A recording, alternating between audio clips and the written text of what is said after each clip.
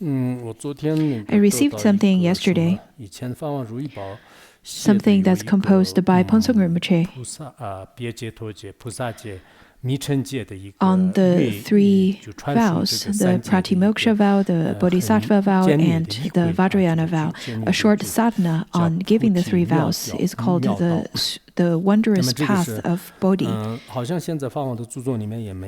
This is not included in the collected work of Ponsong Rinpoche, as this was composed back in September the 26th, 1997. He composed it in the Central Garden. I've recorded it back then.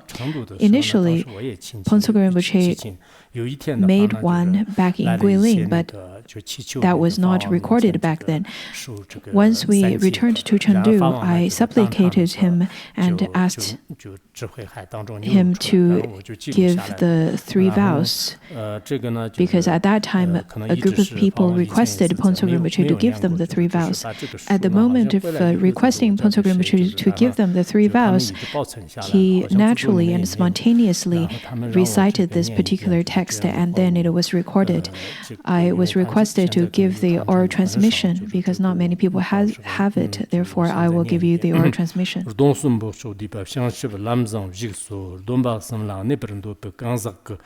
Tomar tangni zong kumshuk sum chuk shiriyan maktung nyambi tamja dang jeten di jivlu sha chok jana jibu rgyarak chedang jeba dang yangtak lamtun giyu shiyan chimbo dagla gongsa sur dag tindani zongte rkani namji chok sangji lar gyawsam chewo ndo chigdang chara namjim chewo chular gyawsam chewo tsog namjim chewo gendan lar gyawsam chewo ji langsam jojang tablao sha dip lab sha na sangye lar gyawsa songwe tapadang sondev lar tseg chigdang bat chular gyawsa songwe chu nyamsi lenjang semchin lan tsegar pang gendan lar gyawsa songwe phagbo gangzag namla 기바당 쪽 머딱 속당 답슈든 탐버 맵샤 가르틴더 양르니 돈바 렘버는 돈나 츠지 돈진지 땀자 땀분디 지로샤 당네 쪽쪽 맵샤 장 잔지 노리양 라마스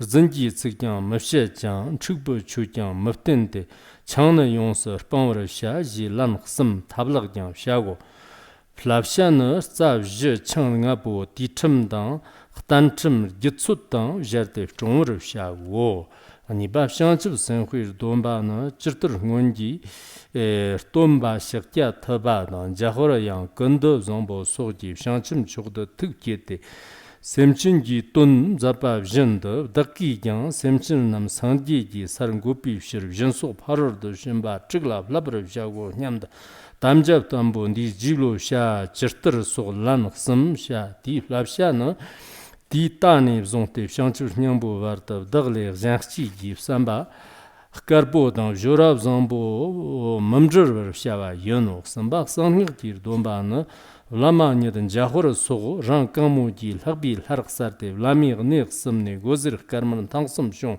rangog ne qsm de tember goqsum gi jibam tadag jba tag qson tqsm gi wangdang ngujib shin de mali ba tobr samla tsingde la sambre sha hon jahor jon ranshon ishi ke nyala yerme jib gozirdi chernang kor mamba mali ba nyamnyeb de chin yans tagbrim zod janla gir agara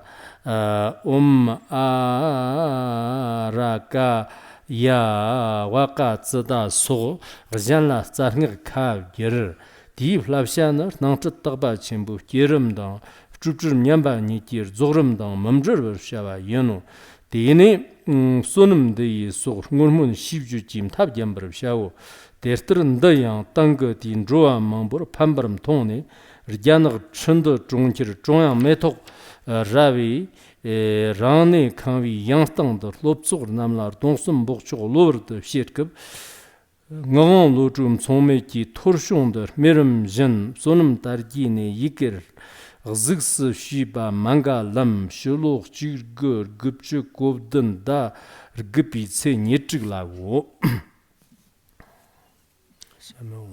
Now the oral transmission of wish-fulfilling treasury. Dene lolak songjuk shiba yimjeva shiv nge bayam ngumbar shong sosur gupe pansin gwa shong detse ramjin zambar tiewe ji genjib gurwer yarbo jisharte mambo gurwer yarbo tomar shong gajik kimne shurur shugba la jamze jitag zamja shugba shong gajik kimne Jordan Pama Gura, Detak Maya Jir Jis Chag, Gajik Chuman Shope, Amanrigi, Murgur Namjir Chagbatini Shon, Ganson Tane, Nervi Semchen, Kanjik Dabur, Kirba Lefsag Bay, Shinji Gerpo Kirte Dei Kur, Nervi, Chungmar Namdan, Kyodan Sha, Medam Soncha, Namle Wanga, Nam. 원금종 대비진 때다가 던주 착스르양 대비진 예덕 던주 착스르양 라랑 레기 내릭 때르나때 열돈 리기 능와 등르나 데르트르 냐르네 셈친 랑치 게바 데르트 varhniede chagbi karwa te no chagpala varkar chigdan no chilla chug dombe nyeshe nyede jikten chagbi karwa xarvar sung tagba chimbo mang tamju yibjin rumbo chim zolle chiki semchin nam chagba rangjin tambi legarte je ba wo 년제 좀 못서던 님이 zon을 모는 심보 그냥 그런 당감 전도 실물도 돈바 대제잖아 기성설 오늘 진로 전이 정감선 저 어떻게 전로 예라 지금 분조자라 소라 고기 또반 포로 신지로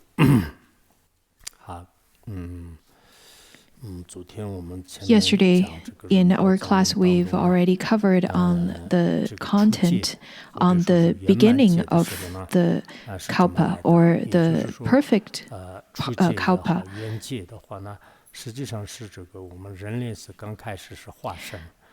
That was around the time when the human beings were born in this world through emanation. And then slowly, with the decline of merit, then there started to have the birth through egg and through moisture and heat, and then eventually the last type of birth, which is through womb. The body of sentient beings, including the genital parts, also started to appear because of the impure actions. We also covered on the part of the history, the source and the beginning of home and of houses. The fact that it is called a house, it is because it's a house of knowing shame, of having shame. And during the after-class, during the post-class presentation, someone said that the logogram of the Chinese character home has a roof on top, and then on the bottom of underneath that roof is a logogram that means a pigsty, which is not necessarily very auspicious. So the home indeed is a place where it holds lots of quarrels, afflictions, suffering, and lots of negative karma. For that reason, I think when we say that we are renunciates, we renunciated from homes, which is probably better, so that we stay in our little practice huts and practice over there, and we would practice with more purity. According to the Vinaya Sutra, one bhikshu whose name is Sudina, according to Tibetan, it is Zangzhung. The Buddha at that time scolded him for his impure activity, which is sexual misconduct.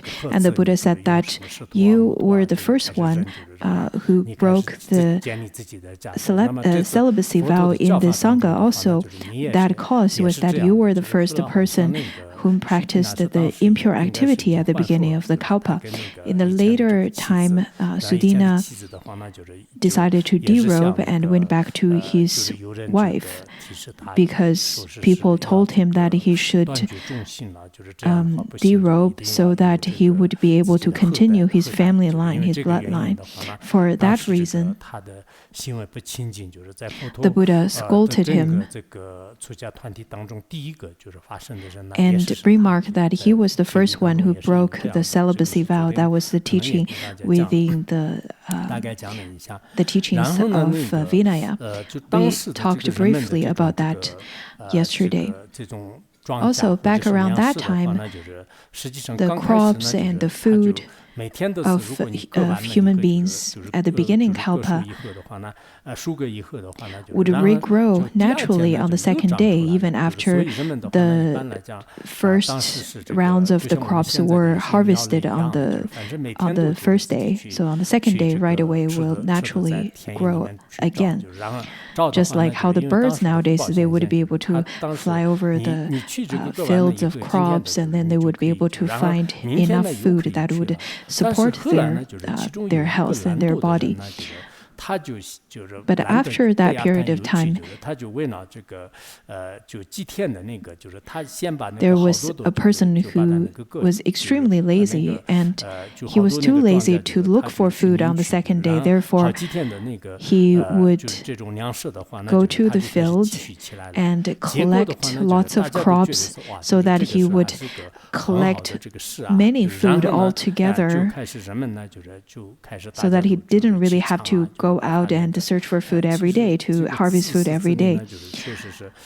Because he first started hoarding those food and crops, which influenced other people to also started hoarding, eventually started to grab and fight over the others, to hoard selfishly. And for that reason, the decline of merit started to get even worse.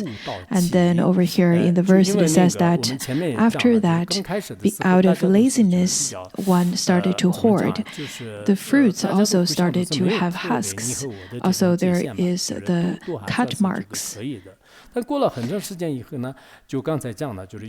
we noticed before, at the beginning, people rather don't really have much of a boundary between you and me, and that sense of duality. At the beginning, rather, it was very peaceful, but after a long period of time, there was a lazy person. He wanted to hoard the food for himself so that it would last for a few days. And then that influenced the others, and everyone started to accumulate food for themselves out of selfishness.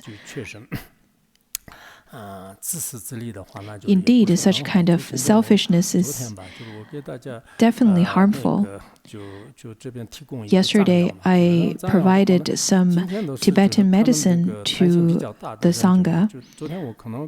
I noticed that some of you, with more greed, rather would purchase more of those Tibetan medicine, which resulted that the others won't be able to buy any of those. I noticed someone bought 20 or 30 packages of that, and then we ran out of those Tibetan medicines. What are you going to do with 20 or 30 packets of Tibetan medicine? Are you going to eat it with tsampa? Or maybe you want to make a business out of it, which is completely forbidden.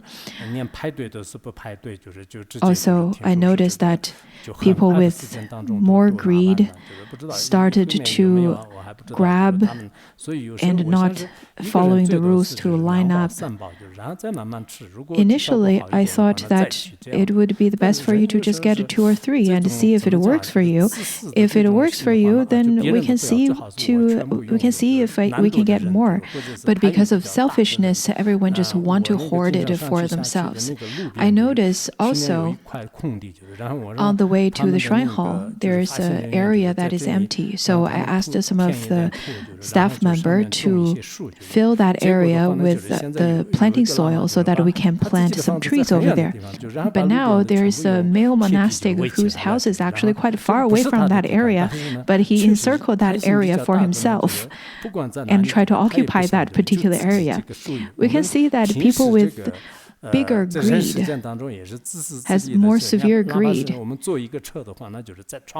would try to occupy and try to hoard whatever resources for themselves, even if it's just sitting in a car or sitting people would like to pick the best spot for them, and people with more selfishness would try to occupy what is the best and don't really consider about the others. Let's look at the beginning of the decline of humanity. It was because of a person who was really lazy and wanted to accumulate food so that he didn't have to collect them on the second day. And then that resulted in the decrease and decline of merit. And because of that, the food started to also decline in the quality. At first, at the beginning of the kalpa, the fruits and all the crops didn't have husks. But then, because of the decline of merit, there's the husks. Also, at the beginning of the kalpa, after you finish harvesting those crops, there would not be any of the marks of cutting. But then, after the decline of merit, there's the mark of cutting. Also, in the beginning, we talked about how there's the wish-fulfilling ox, and there's the wish-fulfilling tree, and then there's the ground pancake, and there's the earth nutrition and earth food that would naturally manifest, and people would be able to enjoy food effortlessly.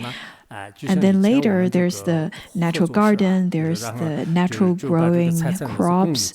But because of grasping, because of such selfishness, many of those slowly disappeared. People now had to accumulate. In the past, we had commune. For example, we would say that, this part of the property and all the food would belong to the whole commune and not privately owned. So it's similar to that. So they would have a large collection of food. But then later, because people's greed started to grow, and the same with their aggression, so people with more strength and with more power, they would start to fight over for more portion of those food. Some would grab, some would take by force, some would take by stealing and with all kinds of ways. And then later, slowly and slowly, people with low morals, they would start to low moral values. They would want to take the fields and crops for themselves.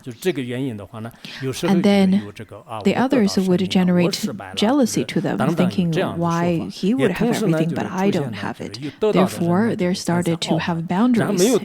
So people started to fight over each other, and people would generate arrogance over the ones, over winning over the others, and people would generate jealousy by losing to the others or not having enough property.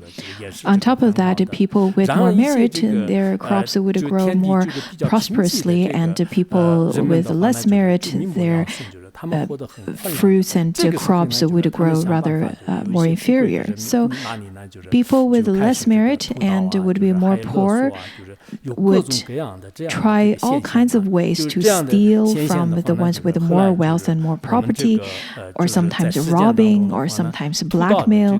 Therefore, these kinds of inferior moral values started to manifest, such as stealing and robbing. All of these kinds of inferior moral values all began because of storage, because of hoarding. hoarding because of distribution. The whole society, the social system started to getting more complicated because there's the groups, the food storage that's for the group, and then there's the distribution. Sometimes one need to understand where the boundaries are, and you have to consider of how to distribute more fairly and more evenly. But out of different merit and out of people's different mindset, of course, that would cause many different problems. According to Agana Sutra, also according to Deng Chenpa's teaching, according to the Long Agama Sutra, it all described the beginning of the society, the beginning of how human beings lived around that period of time. After that, in Jambudvipa, there appeared the distinctions of the four types of dispositions of human beings. What are the four dispositions? Since the society started to have more conflicts and more complexity, therefore at that time, the ones with the superior personality superior characteristics, which are the noble ones, are revered by the group as the king. So at the beginning, the people would revere the king. At that time, due to the evident decline of the social harmony, after discussing with one another, they came to this conclusion that they need to punish the ones with the inferior moral values. Stealing and robbing should be prohibited. Rather, people with the inferior crops should work more, should, for example, work in the other aspect rather than growing crops, such as carrying or transporting those crops, just like the workers that we have nowadays, the blue collars. The ones with great crops, those group of people, even if they don't work, that should be fine. They can just keep their crops growing well. And then according to their own merit, they would be able to enjoy their own life. Because of such kind of a social change, people at that time decided to select someone to be their leader. One particular way of description of how they select that person is that that person has to have good disposition and has to have a good personality, noble qualities, very magnificent in the appearance, as well as great wisdom. Also, according to some sutras, it says that that particular person has to have a halo, has to have some kind of light emanating from the body. This particular person would be elected as a king, as a leader, and everyone will be very respectful to this king. So this king is called the king that is revered by all. At the same time, this king is called the king of equanimity because such a leader would treat everyone with equanimity and would take care of all the issues fairly. There is a book. In the book, it describes the king that's revered by all in India passed down the disposition all the way to the Shakya clan. Between then and now, there had been 20,500 kings in between, all the way till the Shakya clan. And that had been passed down to Shakyamuni Buddha and then Rahura. After Rahura took the vow of renunciation and attained arhathood, that was the end of that lineage line. That is why in China mainland, I think they constantly would say that it is important to pass down the bloodlines. It's quite important to pass down the family line, the disposition, the family name, and usually they would say that to be a leader or to have a leader, to have some kind of authority that is recognized by other people is quite important and something that should be very proud of, at least according to the Confucius philosophy. But really, there's nothing to feel to regret of not passing down your family line, because let's look at Shakyamuni Buddha's family line. Such a great and glorious family line did not pass down after Rahura. And Shakyamuni Buddha attained enlightenment, but also Rahura attained arhathood, so there's really nothing to feel regret about. But of course, that's one aspect of explanation of the beginning of the leadership. In fact, this particular book also described from the aspect of the Indian history, because we can't really say, we don't really have evidence, and we have to still make the observation whether the first king was an Indian or was an African or was an Egyptian, because all of those places also have very ancient culture as well. At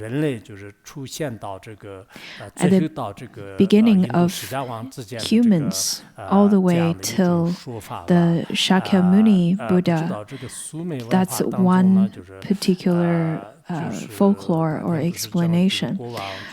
Not so sure if Sumerian culture also described the first king. If you remember in the short video, it talks about how the kings was reigning their country for tens of thousands of years. There were many kings that was taking leadership for a long period of time. But I'm not sure if they talked about the very first king or the name of that king. In Asia, there's also the description of the beginning of the very first king. But in the East Asian culture, we would say that the name of the very first king is the king revered by all. That's his name.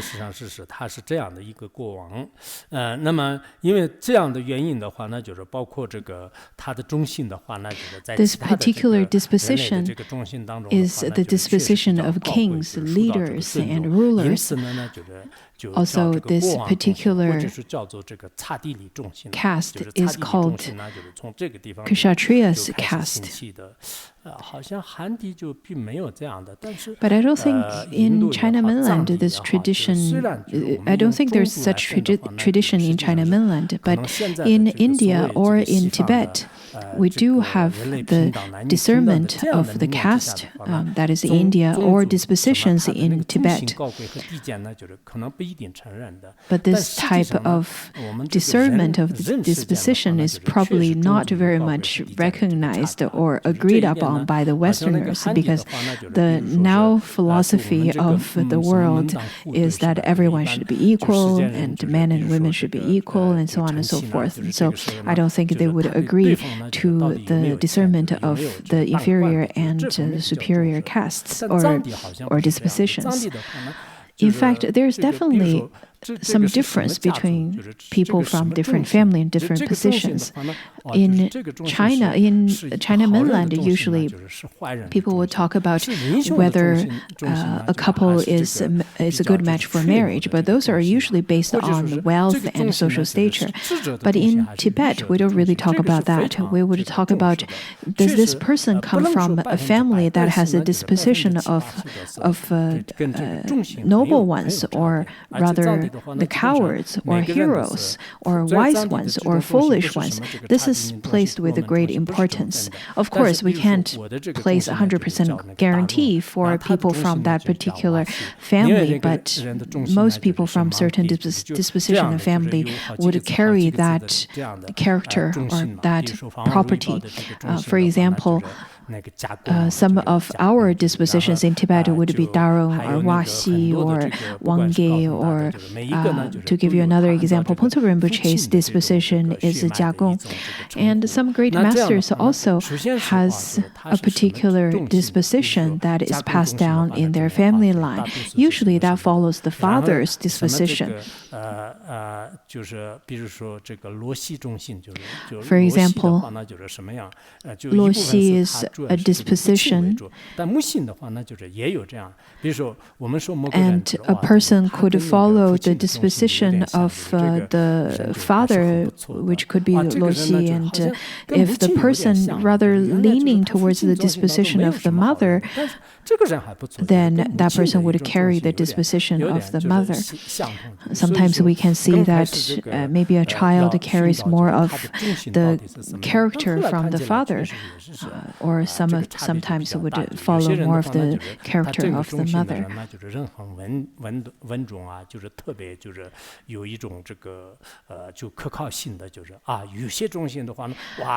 And each disposition would have a different reputation of being maybe trustworthy, maybe very stable and worthy, and some other dispositions are known for the inferior characters. In China mainland, I think nowadays, I think in the past, also they would talk about the certain reputation of certain families. But mostly those kinds of reputation are based on whether the father is administrator of authority, of great social stature, or of wealth, of certain kinds of capacities or abilities. Usually it is on those kinds of things. What's the father's career, the job, profession, but not very much on the character of the family. But nowadays we can see that the Indian caste system, which is their version of disposition, is a bit too much to the extreme. They're holding on to the divisions of the dispositions too solidly, and that is not appropriate either. It is to say that, okay, the grains, all of the wheat that's growing in the field, in this particular field, it would taste in this particular way and they grow really well, or in the other field they grow rather more inferior or superior, or they taste differently, or the shape is different. So it is similar to that. Of course there are exceptions.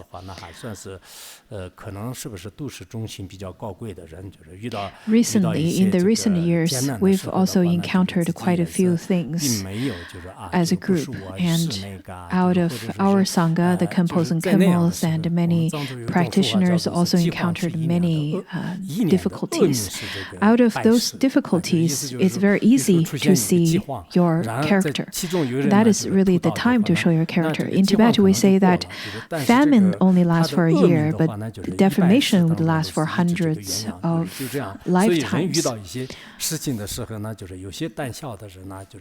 So when encountering problems and difficult times is exactly the time that you can see the true character of a person. The inferior ones, like the crows, they would slander the others for the faults that they've committed. We can see those things. It does happen. In the recent years, we've encountered a series of problems and obstacles. Some of the practitioners got arrested or investigated. Of course, those are very temporary obstacles, especially if they had done nothing wrong. But if people had done things that is rather not worthy and not noble, then that would be spreaded too.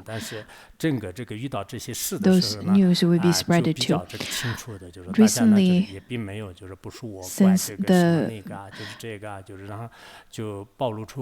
Durji-Dudu continent, that is the Han Chinese sector in Laronggar, had encountered lots of difficulties, but the way that everyone handled those difficulties, majority of you are doing it really well. I've heard lots of the great masters nowadays had praised us on how we handled them. Anyhow, whenever we encounter things, it is natural that some people would rather be quite fragile and weak, and those difficulties would definitely expose those kinds of weak character. But majority of you are quite noble, and I think you're dealing it really well. That was one way of the explanation of the beginning of rulers or beginning of the administrators, the kings and leaders. Another explanation was that because of the decline of merit, people had to start to distribute those provisions, those collected provisions belongs to the whole community, to each people. Therefore, they had to elect someone who's rather just and fair, so that that person would be the judge to share the common food, to distribute that to each person with great fairness. And at that time, the way how they elected, which is really the first democratic election, was done in a large field, and they used a rice sapling. Not so sure how that was, not so sure how everyone made their votes, but definitely it was it definitely wasn't the anonymous voting, but it was in a field, and people voted with a rice sapling, and eventually they voted out the king. That's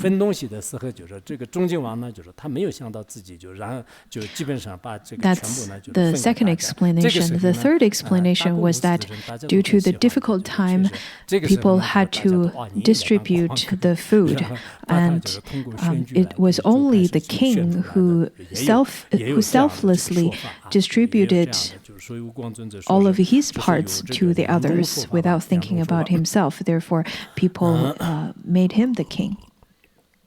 So those are the explanations.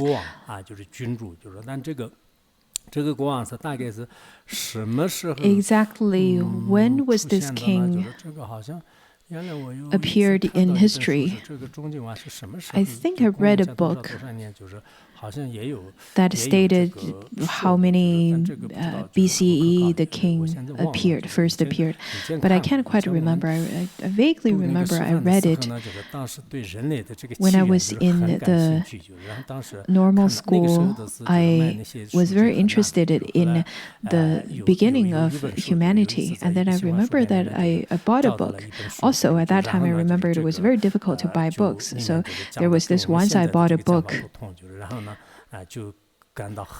where it talks about the beginning of humanity that was very different than what I've studied. So I got very curious and interested in that particular way of description. In the worldly schools, usually the teachers would pay great attention to the periods of time and how people would think around that time and the description of the society. But I got really interested in the alternative descriptions. Anyhow, we've talked about the first caste. And this is more of a Hindu-centric point of view, as India was one of the first cultures that started to have records. So from this Hindu-centric point of view, the first king that appeared ever in human history was the king that's revered by all, and this is agreed upon by a great number of historians. Now, let's look at the next few castes. Now, let us look at the Vaishyas and Brahmins. These two. What it means over here is that after the king was elected, then out of all the citizens, some people, after looking at the suffering of the world and being very observant of the suffering of the world, this is more detailedly explained in the Agana Sutra, where it says that since people saw that the suffering of this world is just like a poisonous arrow and it is meaningless, therefore they started to practice meditation at quiet and secluded areas.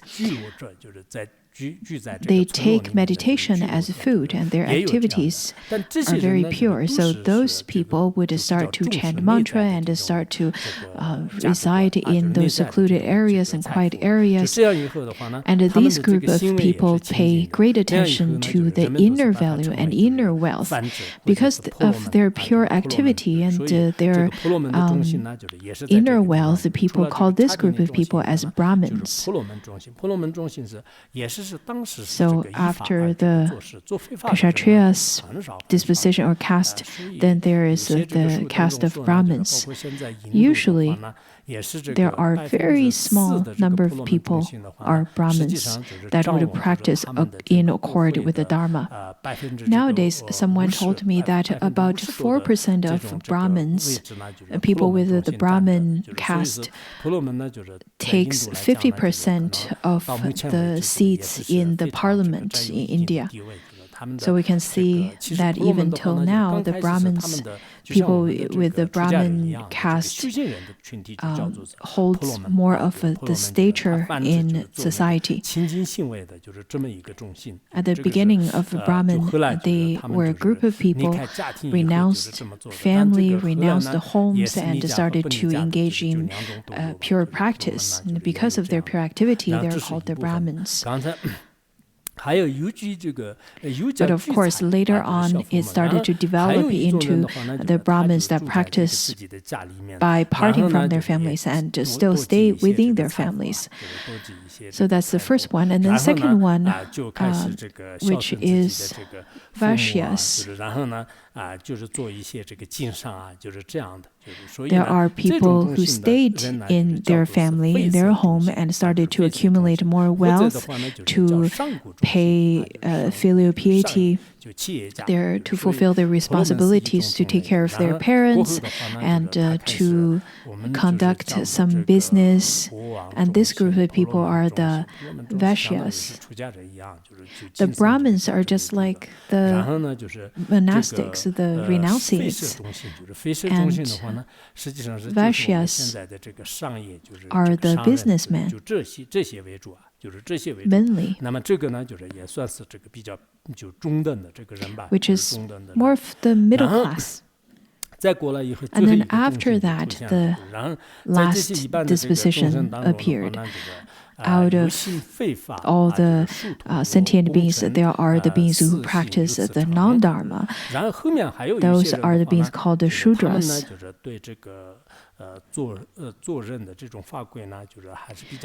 Because this group of people do not pay respect to their parents, do not respect their fathers, do not respect their mothers, do not respect all the elderly in the family, and their actions are inferior too. For example, they would steal and all kinds of impure activities such as sexual misconduct, and they're rather very rude and coarse. So this particular disposition, or people with this disposition, is called the Shudras. Some of, and people usually call this as the inferior ones.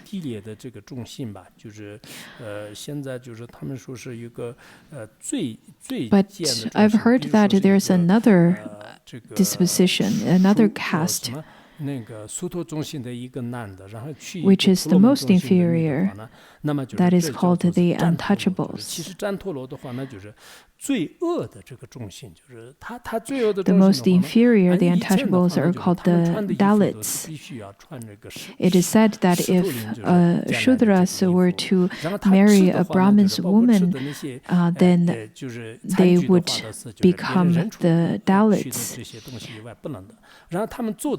these people are considered as the street cleaners, and they would only conduct menial tasks. They can only wear the clothing that were scavenged from the charnel grounds, and they cannot touch the dining utensils of the other castes, of the people of the other castes, and their job is to carry the corpse and to clean toilets, and they cannot even walk with the people of the other castes. They cannot even touch the objects and the provisions of the Brahmins. Their caste would also sometimes be contaminated or be changed. For example, if a Brahmin were to marry Shudras, or sometimes out of certain inappropriate activities which would contaminate their disposition, or their activities that violated the regulation of their particular caste, then in that way they could also lose their caste. For example, Brahmin or Kshatriyas may lose their caste because of their inappropriate activity. I read some news from somewhere saying that a Miss Universe from India, whom was supposed to marry a man from a Brahmin family,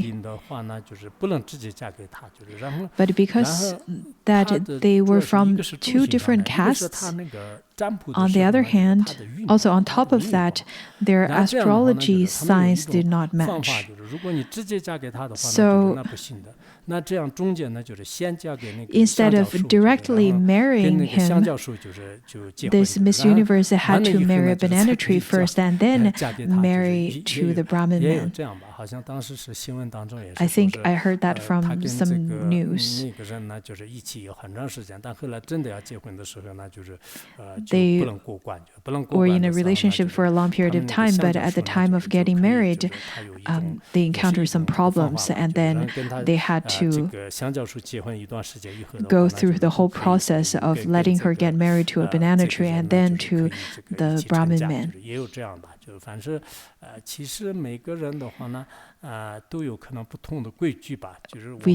We can see that there are different places that has different rules and different regulations and different customs.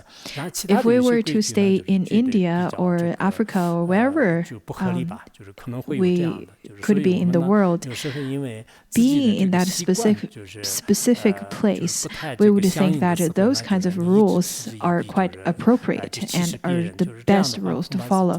But whenever we look at those rules from an outsider's point of view, or people from other places, then we would feel that those kinds of rules are extremely strange. And sometimes people would even laugh at those rules, but those are really customs. And it takes a long time for those customs to form. From our own ethnics, from our own group, and our own country, we would feel that our activities are the best. But even within one country, we would feel that one ethnic group may share very different and unique and sometimes strange custom than the others.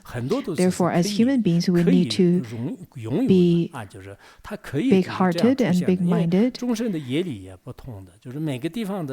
need to expand our horizon. Since human beings share very different collective karma, at certain places, at certain different regions, there could be different weather, different environment, and out of the various myriads of different causes and conditions, then there could form different kinds of incidents and different mindsets and different kinds of appearances. So we need to develop a sense of understanding. Whenever we see other people don't share the same thing that we have, instead of thinking that, oh, that is horrible, how could you do that? How could this custom to be so inferior? Why isn't everyone like us? Then that is quite narrow-minded. As a monk, I can share some of my personal experience. When I visited some of the other countries, especially the countries that had never seen the presence of Buddhism or Buddhists, and they would gaze at me, stare at me, and some of their stares could look like staring at a monster.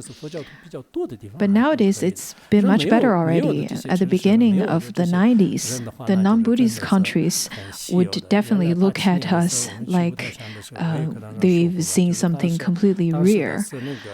I remember back around the time we visited Mount Wutai, that was 1987, when we entered into a large mall in the city. All of the cashiers and all of the staff member works in the mall stared at us as if they've seen some aliens walked into the mall. And our language at that time, my language at that time, we couldn't really understand each other very well. But nowadays, when we go to Chengdu, a monastic could walk in and walk out. People don't really pay too much attention because there are so many people wearing the red robes now.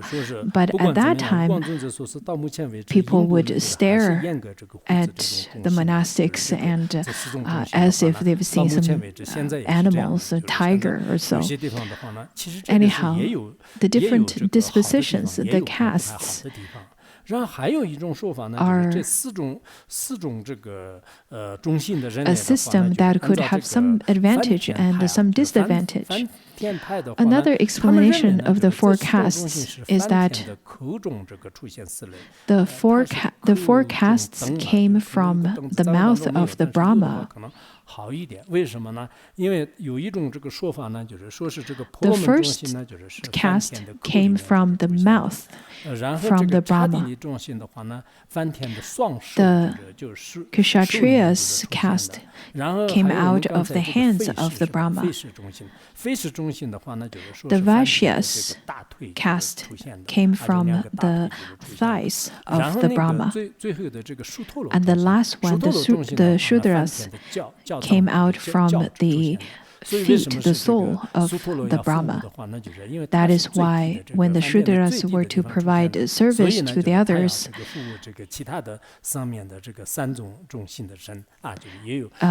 that is why the Shudras are the ones providing service to the others, since they were manifested from the lowest place of the Brahma.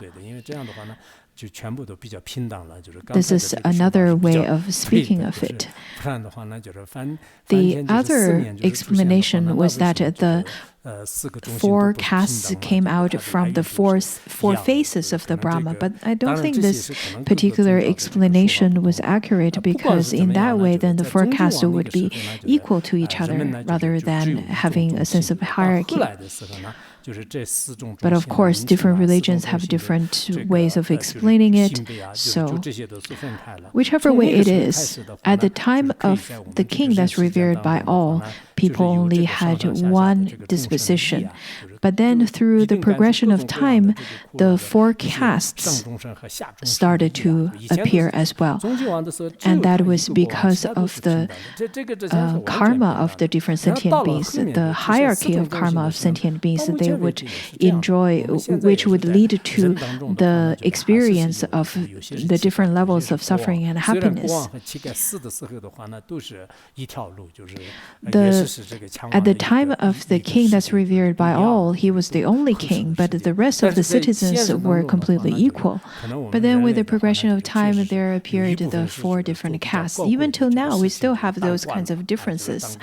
Nowadays, there are people who are beggars and they're kings. But at the time of death, the kings and the beggars would only have one way to go, the one way out, that is to a different world. That's exactly the same. But in the current world, in the current time, we definitely see that there are people who are who take place in the career that is more revered by the others, such as being an administrator, being an authority, and then a group of people who would provide service to the others. Take Tibet for an example. The monastics are just like the Brahmins, and then some of the administrators are just like the kings, and there are people who would provide service to the others. We live in this world that is not completely fair. There is a sense of unfairness in terms of the experience of happiness and suffering, unfairness in terms of how much power and authority you would hold, and unfairness in your appearance, and unfairness in the wealth that you own. Even when it comes to the ability, we have different levels of ability as well. So whenever we look at this world, this multitude of manifestation of this world, all sentient beings, by relying on their karma, they would experience the various levels of happiness and suffering. Though that we don't have the forecasts, but it is the hierarchy is the same, that we share the basic qualities of the castes. Now we've finished the part on the forecasts. I really think the wish-fulfilling treasury is quite wonderful, but I'm not sure how you like it, especially our senior practitioners sitting around here. You probably don't really care about this, don't you? You just care about chanting the mantra of Amitabha, right?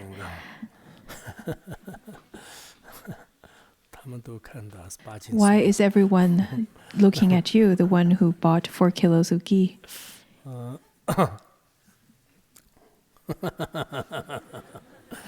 Now let's look at the hell realm, the formations of hell realm, the hungry ghost realm, and animal realm. In the outline of Mipa Rinpoche over here, he outlined it to say the reason of the formation of the hell realm, and then the formation of the hungry ghost realm and the animal realm. So first one is on the hell realm. The sentient beings of the hell realm accumulated such karma of becoming the Yama, as well as the retinues of the Yama. So the first sentient being, because the first sentient being that took rebirth in hell realm was the one who accumulated the karma of aggression while staying in the higher realms. So he became the first sentient being that took rebirth in hell realm. And out of all the sentient beings, he was considered the one with merit.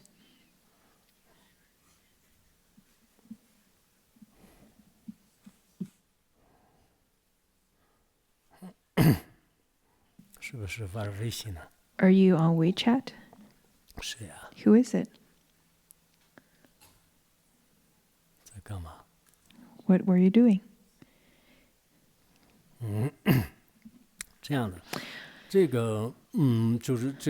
Because this particular first sentient being took rebirth in the hell realm had also accumulated great amount of merit, therefore he became the king of hell realm, the Yama.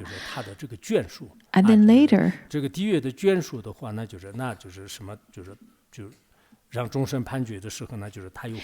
the other sentient beings who accumulated negative karma became his retinues.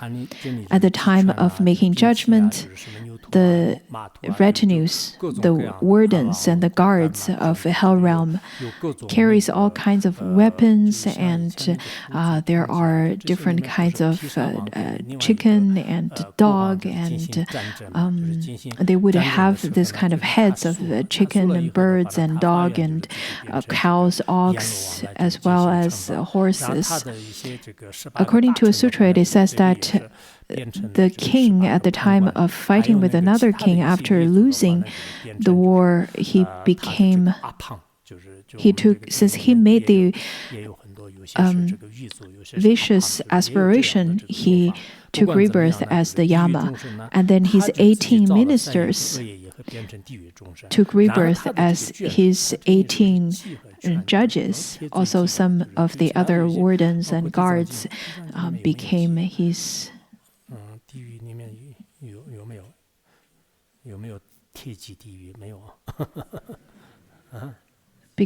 retinues.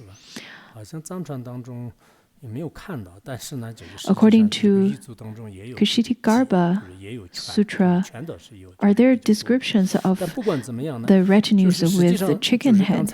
No? Anyhow, in the Tibetan tradition, I don't think I've read that, but over here it says that some of the retinues, there are the chicken or the dog retinues too.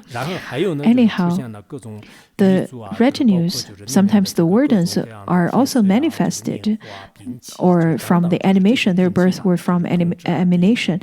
The birth of the hell realm beings are not from womb, not from moist, not from eggs, rather from emanation.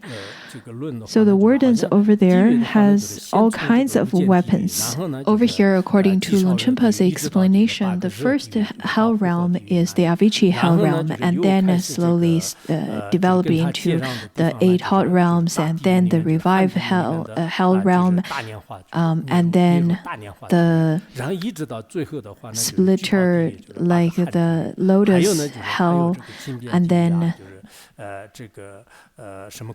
the 8 cold hells, and then the other hells. From this particular explanation, we can see that the human beings, as well as all the other sentient beings, were formed from above to below.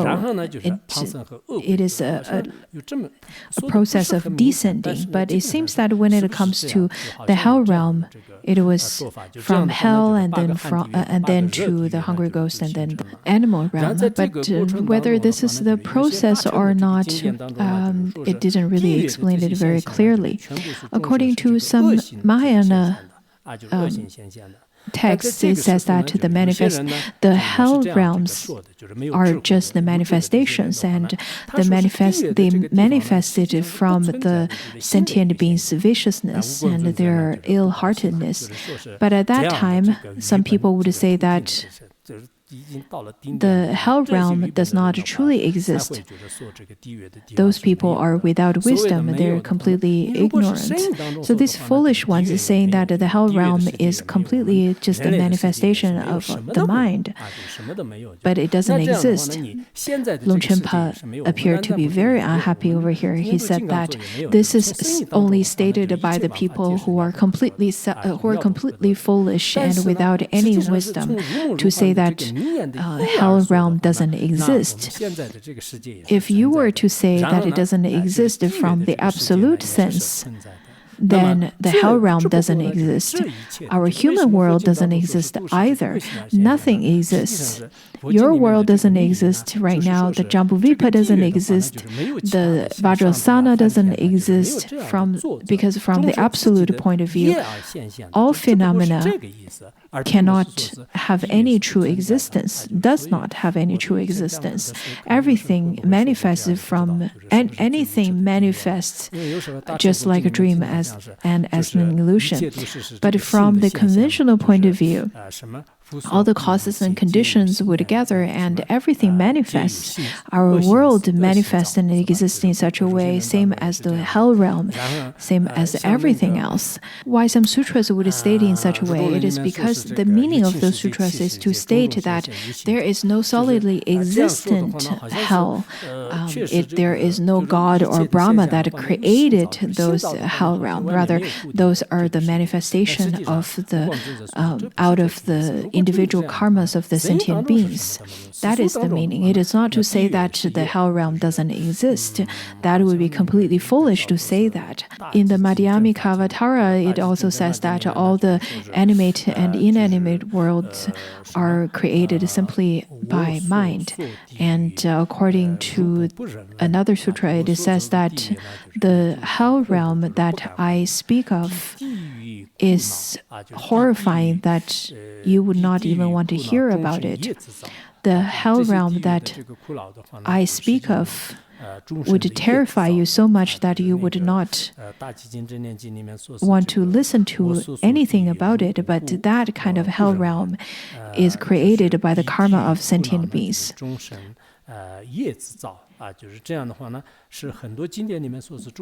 According to many sutras, it says that the hell realm is created by the sentient beings' karma. This we need to recognize, because there is no specific location for hell. Wherever a sentient being would die, if the karma leads them to be reborn in heaven, then that place would become heaven, and if hell, then that place would become hell. Because there is no truly existent world. This is stated by Longchenpa. You need to remember this is quite important. But of course, from the ultimate point of view, there is no truly existent hell realm or human realm or the four great continents. But in the conventional point of view, we are living in this four great continents, and then the hell realm and the hungry ghost realm, they do exist.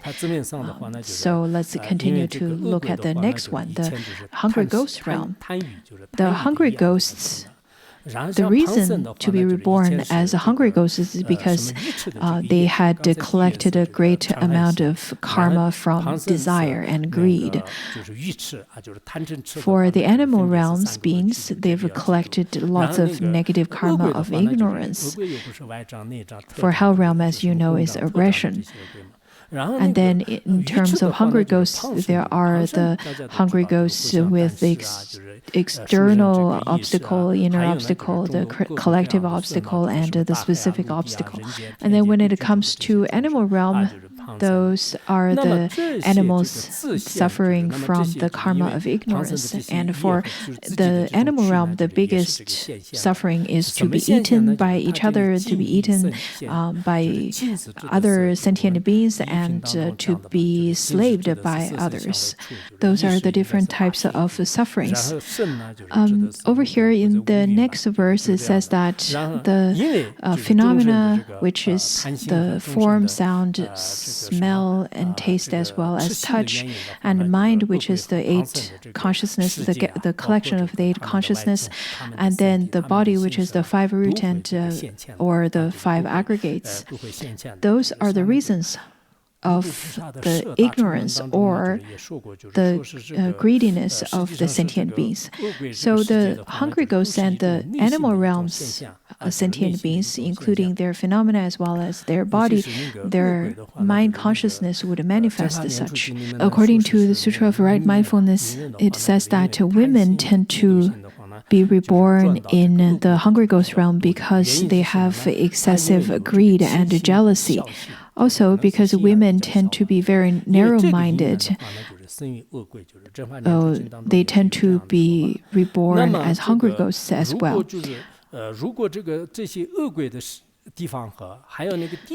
If the location of hungry ghosts and location of a hell realm does not exist, but everything is being created by mind, that is also not appropriate to explain. That is not reasonable. According to some of the Mahayana sutras, it says that at the time the Buddha's 2 feet radiated light for 608,000 billions of yujanas.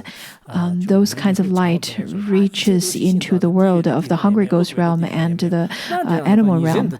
So we cannot really say that there is no place there's no location at all, because according to Longchenpa, he said that we should not believe in those people with very shallow wisdom and are completely ignorant. So from now onwards, we will not say that everything's just created by mind and there's no specific location for hell realm or a specific location for the hungry ghosts. In that way, you're saying that there is no specific location for you to locate either. If you want to understand further on that particular point of explanation, you should look further into the great chariot of explanation on resting the mind by Longchenpa. It talks further and more explicitly on the suffering of samsara. So it is something that is quite important for you to cross-reference to.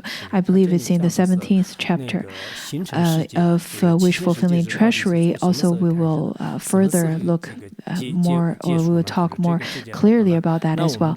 Now let's look at the summary of the 3rd and the 4th chapter. From the very beginning of the formation of this inanimate world, there was the pure space.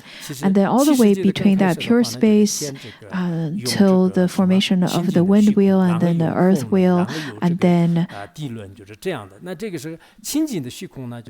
to the development to all the sentient beings, to the hell realm beings and the other beings. At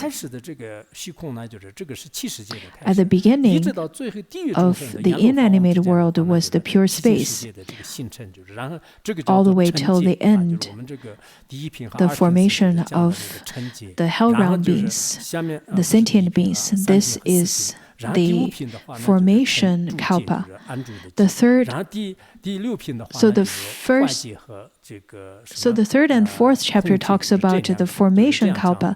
The 5th chapter is the duration kalpa, and the 6th chapter is on the degradation and the empty kalpa. Therefore, after studying this part, we would be able to understand how the world formed at the beginning. In terms of the formation of the inanimate world, it was started from the wind wheel, and then all the way building from the hell realm, and then to the form realm, and then to the formless realm. That's the formation of the inanimate world, which needs one medium kalpa. And then the formation of the sentient, the animate world was formed slowly from top to bottom in the way that is descending from the top.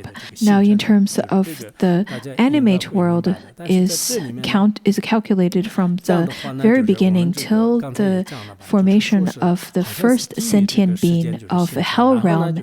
That counted as that needs the time of 19 medium kalpas. And this is called the formation of the world.